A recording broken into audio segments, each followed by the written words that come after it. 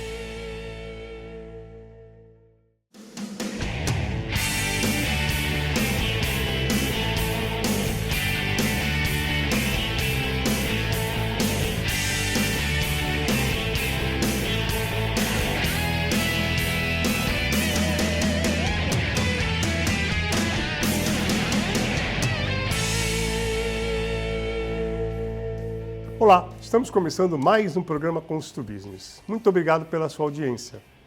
No programa de hoje vamos falar sobre o mercado imobiliário e a atuação do Secov São Paulo. Nosso convidado, Eli Vertem, presidente executivo do Secov São Paulo. Obrigado pela presença, Eli. Uma honra tê-lo aqui, viu? Obrigado, Barroso, pelo convite. A honra é minha. Vamos lá. Como você avalia o papel institucional do Secov hoje em dia, especialmente no diálogo com o poder público e a sociedade? Eu avalio como uma peça fundamental, porque, na verdade, o Secov e todas as entidades, não só o Secov, mas principalmente o Secov São Paulo, aqui em São Paulo, é o lugar onde as empresas, que são as associadas da entidade, né? Lembrando que o Secov é uma entidade privada, que vive e sobrevive apenas os seus associados, não tem dinheiro público, não tem nada disso. É o lugar onde as empresas, principalmente as médias e pequenas, as grandes também, mas principalmente as médias e pequenas, têm ali um espaço para ser representado, porque individualmente você, principalmente objetivamente na sua pergunta junto ao poder público, seja ele nas várias esferas, as empresas não podem, não têm acesso, os governos, as autarquias, eles não vão receber empresas. Então, a entidade serve para congregar todas essas empresas e representá-los nos seus interesses legítimos junto a todos os órgãos públicos. Essa é a função principal, né? E é fundamental para quem trabalha no segmento. Estava conversando antes de começar o programa, é fundamental hoje o Secov, inclusive, para balizar as decisões das empresas que trabalham no segmento da construção civil, né? Exato, porque no caso do Secov São Paulo, a gente produz uma quantidade de dados monumental e cada dia mais. A gente tem um departamento de pesquisa, um departamento de economia e outros departamentos também, questões jurídicas, que a gente produz muitos dados. E esses dados são estratégicos para o planejamento de cada empresa. Então, os associados do Secov acabam tendo acesso a dados, e aí, de novo, a pequena e média empresa acaba tendo acesso a dados que as empresas grandes eventualmente até podem ter conseguem sozinha, porque tem volume, tem verba, e ali não, você tem um ambiente com dados estratégicos que tem amigos que dizem, eu não imagino a minha empresa, e eu falo também como empresário, incorporador que sou, eu não imagino a minha empresa sem estar ali afiliado do Secov. É isso mesmo, perfeito. Eli, qual a análise do Secov São Paulo, né, para o atual momento político e econômico brasileiro? E já vou emendar com outra pergunta também. Que impactos no desempenho macroeconômico tem trazido para o mercado imobiliário, esse desempenho, né, da economia? Bom, a gente está com um problema de taxa de juros bastante alta e a gente sabe o motivo, né? O motivo é o governo central, o governo federal ter aí seu, vamos dizer, um chamado descontrole das contas públicas, né? Infelizmente, o governo, nesta área, ele está patinando um pouco, vamos dizer assim. Então, nós temos hoje um governo federal que gasta mais do que arrecada. Exatamente. E aí nós temos, graças a Deus, um Banco Central independente que tem como principal atividade, vamos dizer, ser o guardião da moeda, que é a característica própria, e aí acaba se refletindo numa taxa de juros muito grande, muito alta, que afeta, né, toda a economia e nós também. Né, o mercado imobiliário que é de longo prazo, né, a gente tem ciclos de 3, 4, 5, muitas vezes até 10 anos para aprovar um projeto, mas na média pelo menos 5, 6, 7 anos. Então você tem uma taxa de juros altas, vamos dizer assim, motivadas por esse descontrole das contas públicas. Gastando mais, querendo aumentar impostos, insegurança até mesmo jurídica que a gente tem, porque a gente não sabe o que vai acontecer. Exatamente. A canetada que o presidente vai dar, por exemplo, de aumento de IOF, de outras coisas mais, que a gente é imprevisível, né? O que vai acontecer. Na verdade, até com esse governo já até virou previsível, né? Eles mais fazem pelo lado do aumento da receita, os movimentos. E a gente está vendo também um Congresso Nacional que não está aceitando, porque, na verdade, no fim do dia, né, a sociedade brasileira não aguenta mais pagar imposto. Não aguenta. Né? Nós precisamos, e a gente tem exemplos aqui no estado de São Paulo, podemos falar, né, de um governo que tem um zelo maior pelas contas públicas, e a gente percebe a diferença que faz quando você tem um governo que tem uma conta pública em ordem. Isso vale para as nossas empresas, vale para nossas famílias, vale para qualquer atividade, é simples assim. Infelizmente, a gente vive esse momento que acaba refletindo na taxa de juros, e aí, evidente que taxa de juros... É ruim para os dois lados, né? Para a ruim. gente que pega o dinheiro e para quem vai comprar também que paga caro. As Exatamente. duas pontas perdem, né? Exatamente. Então, para o comprador fica difícil, apesar que nós temos, né, no crédito imobiliário, ainda tem a portabilidade, quer dizer, hoje quem está comprando um apartamento financiado está pagando juros mais altos, é verdade, mas negativo. Porque você compra um apartamento hoje em 30 anos a 12% de taxa de juros, por exemplo, 11%, depende lá do teu crédito, e você tem uma taxa de juros básica de 15%. Então, quem compra hoje apartamento financiado, se ele tem o dinheiro, ele ganha mais na aplicação do que no coisa. E amanhã, se a taxa de juros baixar, pelo próprio celular, com a portabilidade, você reduz a taxa de juros. Se ela subir, também não sobe, está travado. No nosso mercado, esse comprador tem essa vantagem. Mas, taxa de juros de 15%, por óbvio que não faz bem para os negócios e para a atividade toda. Né? Você falou uma coisa importante, só para lembrar para o telespectador, que a portabilidade é possível. Então, se você contratou um financiamento e você está se achando prejudicado com esse financiamento, você pode procurar outros bancos e fazer a portabilidade, quer dizer, mudar esse banco para outro banco que mais lhe convenha. Isso é importante. Exatamente. E se você me permite complementar, complementando o que você falou, de maneira muito simples, não está pedindo nenhum favor, você vai no seu celular hoje, né? Toda a vida acontece no celular. E mais do que isso, ainda que você queira trocar porque eventualmente um banco A ou B está te oferecendo alguma coisa melhor, na hora que a taxa muda para baixo, você pode trocar por taxa de juros menores. Então você contratou no banco A, digamos, 12% hoje, amanhã, se Deus quiser, essa taxa está em 10%, você no seu celular troca para 10% ou no próprio banco ou num banco concorrente. Né? Isso de uma maneira muito simples, sem pedir favor para gerente nenhum, para diretor nenhum. Então, esta portabilidade, que eu acho que é única no setor imobiliário, é fantástico. E uma outra vantagem que a gente espera e que nunca usa, se ela subir a taxa, digamos, no meu exemplo, você comprou a 12 e ela amanhã foi para 14, o teu não vai para 14, o teu está mantido em 12. Então, a portabilidade é algo que os compradores precisam entender. E não sabem, a maioria não sabe. Não sabem. É isso mesmo. Vamos lá. Levando-se em conta que logo se aproxima um ano eleitoral, daqui um ano e pouquinho, menos de um ano e meio, né? Quais são os principais riscos e oportunidades do setor da construção civil no segundo semestre desse ano e para o ano que vem? Então são duas coisas, né? Então vamos lá. Os riscos e as oportunidades. O risco é a gente ter ainda um aumento de impostos muito grande, por conta daquele assunto anterior que a gente falou, de ter um governo central que não compreende que é na despesa que a gente tem que cortar o gasto público. Parece que ele continua sem compreender isso, né? Então, esse é o risco grande de a gente ter amanhã uma taxa de juros até maior do que a gente tem hoje. E nós, empresários da incorporação imobiliária, nós temos por característica, né, diferente de quem faz pizza, que em 10 minutos você pede uma pizza de mussarela, em 10 minutos ela vem. Nós não, a gente pensa 5, 6 anos, é 1 ano, 2 para comprar um terreno, 1 ano, 2 para provar, depois construir, entregar. No mínimo 5 anos. No mínimo 5 anos, brincando. Então, a gente costuma pensar em longo prazo. Se a gente vai ter um segundo semestre, que a política vai estar mais em jogo, né? E tem o Brasil, infelizmente, o mundo está um pouco polarizado e essa discussão atrapalha os negócios. A gente percebe que o governo continua não atacando o déficit público. O planejamento das empresas ficam mais prejudicadas.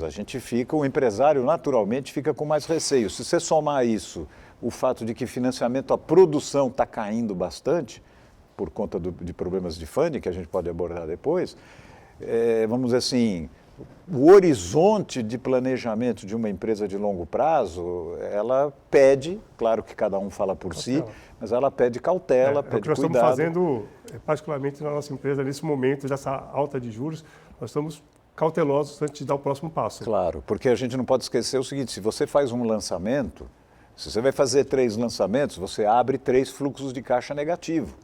Né? Você não abre fluxo de caixa positivo. É raro o empreendimento.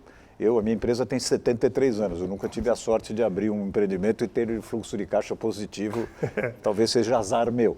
Mas eu também não, minha tem 37, eu também não, metade. Exatamente, então cada vez que você abre um empreendimento, você abre um fluxo de caixa negativo, que você precisa ter capital próprio, você precisa ter vendas e você precisa ter financiamento. Exatamente. Capital próprio, na hora que você aplica o seu dinheiro a 110% do CDI sem correr risco, na hora que o financiamento está mais restritivo. 17%, 18%. Exatamente. E na hora que o seu investidor ou o plantão de vendas não está indo tão bem, você abriu ali um fluxo de caixa negativo. Então, se você vai fazer 3 empreendimentos, a prudência talvez te diga, melhor você fazer 1, fazer 2. Isso é muito ruim para o Brasil. É ruim. Né? Não, nós estamos sentindo, eu conheço 3 ou 4 empresas aqui, grandes, que deram uma freada, assim, uma diminuída em função disso. E tem uma outra consequência. Quando a gente pega as pesquisas do Secov em todas as regiões, quando a gente vê que o estoque de imóveis é baixo, porque o que nós estamos lançando, nós estamos praticamente vendendo 90%, 95%.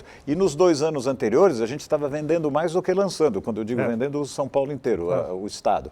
Muito bem, esse estoque é baixo. Na hora que a gente começar a diminuir a produção, seja por cautela, seja por falta de financiamento, enfim, seja pelo que for, até por um arrefecimento eventual do mercado, nós vamos ter um problema de estoque.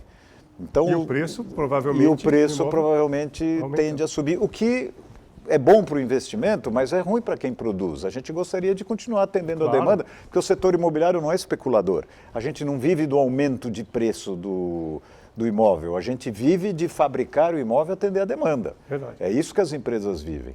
Mas o fato concreto é que a gente pode ter, eu não digo que vai acabar o imóvel, vai faltar, longe disso, mas você vai, por exemplo, hoje num lançamento e se diminuir a produção, os lançamentos, você pode não encontrar aquele apartamento que você deseja. Sei lá, eu quero comprar no 6º andar. Isso em Santos já ocorre isso. Então, Santos, o mercado de Santos está bem aquecido. Eu não sei em São Paulo. São Paulo tem muita construção, Santos está caminhando para isso.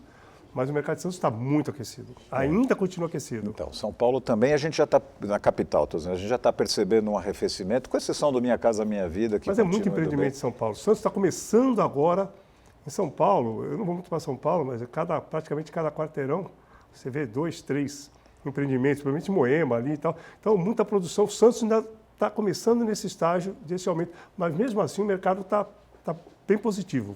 Lá também o filme, né? Desculpa, a foto. A foto. Mas, na verdade, a gente já está percebendo um pequeno arrefecimento de vendas. Mas lembrando o seguinte, o setor mudou de patamar.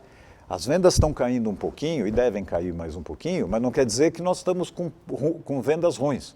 Está vendendo, é que mudou de patamar. Exatamente. Nós demos um salto em algum momento lá atrás. 2021 principalmente. E você não pode imaginar que vai continuar crescendo em PG como se fosse... Igual 2021 impossível, né? É claro. Agora, está em outro patamar, ainda que tenha uma queda pequena. Isso aí. A gente vai para o intervalo, logo a gente volta.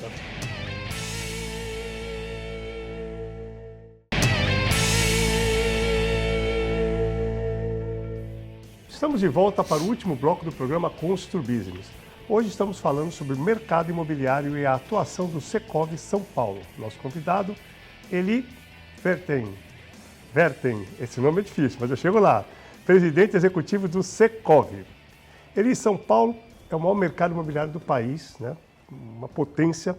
Quais segmentos hoje têm mostrado o melhor desempenho? O residencial, comercial, loteamentos, pensando no estado de São Paulo todo, né? Você falou bem, quer dizer, o mercado imobiliário do estado de São Paulo é mais ou menos 35% a quase 40% do mercado imobiliário do Brasil. Só o estado de São Paulo. O perímetro urbano da cidade de São Paulo está em torno de 23% a 25% do mercado imobiliário do Brasil. Então, o estado de São Paulo, né, pela característica do nosso estado, evidentemente é uma locomotiva comparado. O que nós temos hoje é um mercado do Minha Casa Minha Vida muito forte na cidade, no estado de São Paulo. 50%? Eu acho que está na cidade de São Paulo, acho que já bateu 60, talvez na média do estado uns 50. 50. Agora com a nova faixa 4, provavelmente isso vai subir, porque vai até certeza. R$500 mil, e aí atinge a classe média. O que a gente tem notado, pelo menos na pesquisa, em conversa com todos os amigos, é a capacidade que São Paulo teve, que o estado de São Paulo, que as empresas do estado de São Paulo tiveram nos últimos 10 anos, de fazer baixar bastante o preço do imóvel.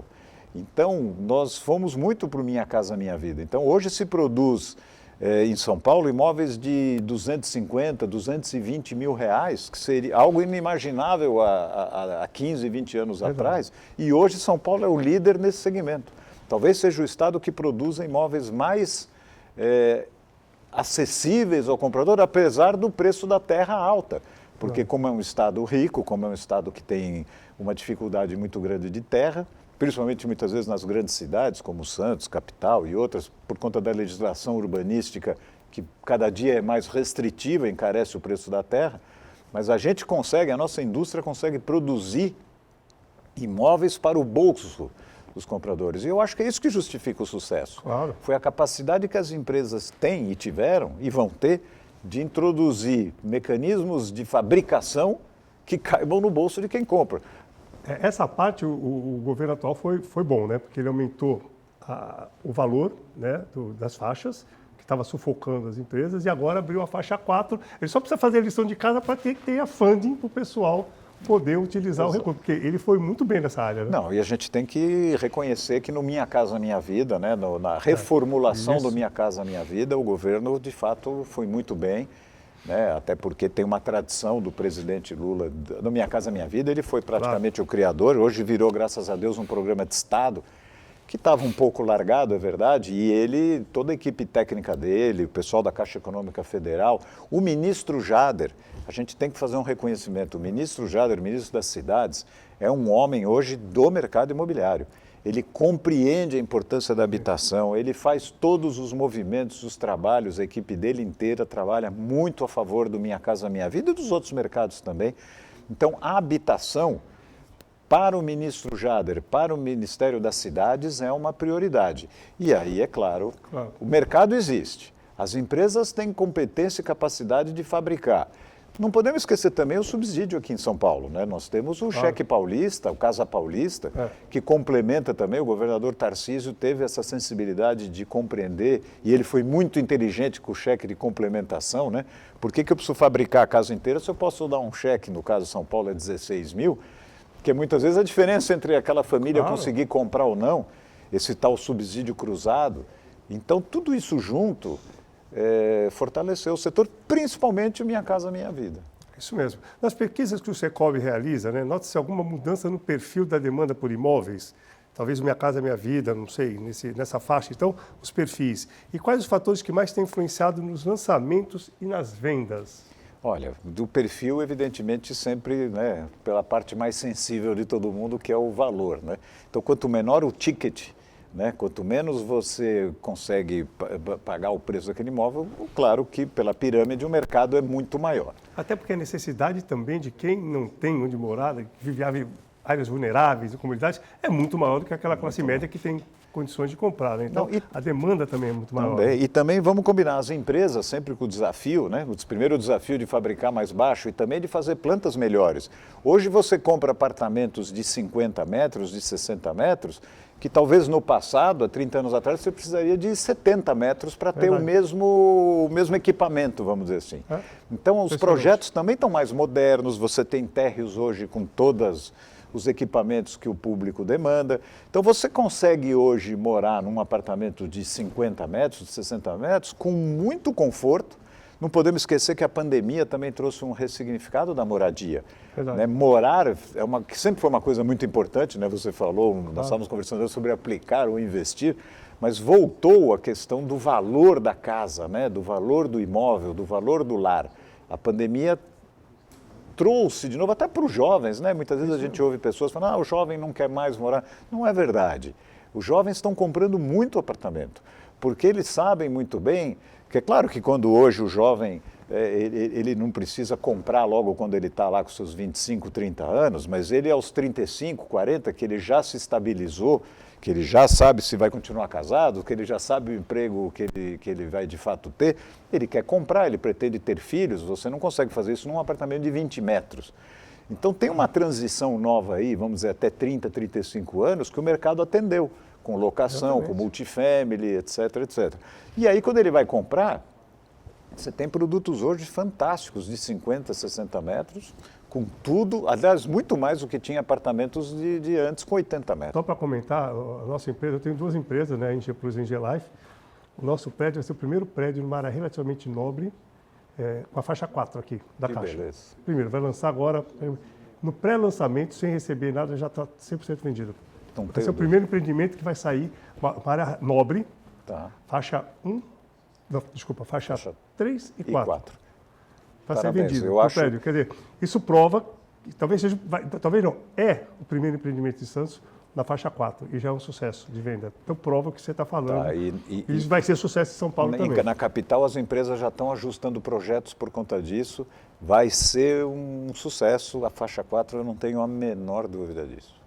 Bom, nós estamos chegando no final. Eu queria que você deixasse uma mensagem aí do Secov tão importante, uma entidade tão importante que tem esse contato aí com os ministros, com o presidente direto, né, que ajuda o segmento do Brasil inteiro praticamente. Eu queria que você falasse um pouquinho para terminar uma mensagem aqui do Secov para o nosso telespectador. Tá, então primeiro agradecendo muito, Barroso, o seu convite. Para nós é uma honra estar aqui. Sempre que você precisar da gente, por favor, conte com a gente está aqui para isso. Eu acho que a importância da entidade, no caso Secov, que a gente está falando, é aquilo que eu comecei no princípio. É o lugar onde as empresas conseguem se reunir para trazer seus problemas, para buscar soluções.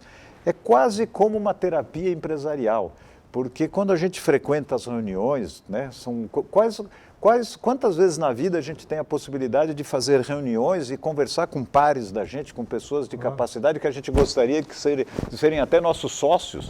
Ali você tem a oportunidade de trocar angústias, de trocar soluções, fazer sociedades, né? Tem muitas sociedades que são feitas ali.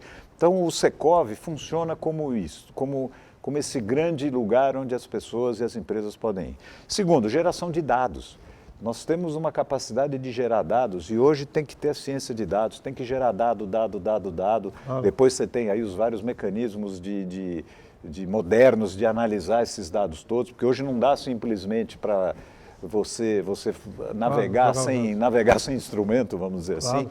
E nós não podemos esquecer, nós não fazemos o que a gente quer, nós fazemos o que o mercado demanda. Exatamente. Então nós temos que ter um conhecimento do consumidor, do mercado, do comportamento, que só com dados a gente faz.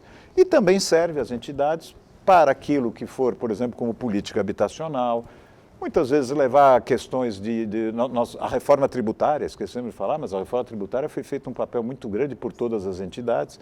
E para encerrar, o Secov São Paulo, não por mérito próprio somente, mas pelo fato de representar o Estado de São Paulo, que é por si só a locomotiva do Brasil, a gente tem uma posição na Câmara Brasileira da Indústria da Construção, que são, vamos dizer, a CEBIC, que é a entidade das entidades, a gente acaba tendo, São Paulo acaba tendo um peso muito grande por este conteúdo, pela força econômica de São Paulo, e a CEBIC também nos ajuda muito para que a gente leve, pela permeabilidade que ela tem, que a gente leve para o Brasil inteiro. Tá ótimo. Muito bom, chegamos no final do programa, estourou um pouquinho de tempinho, mas foi um prazer tê-lo aqui, uma honra. Eli, muito obrigado pela presença, agradeço também a audiência do nosso telespectador e semana que vem estaremos de volta, se Deus quiser. Grande abraço e até lá.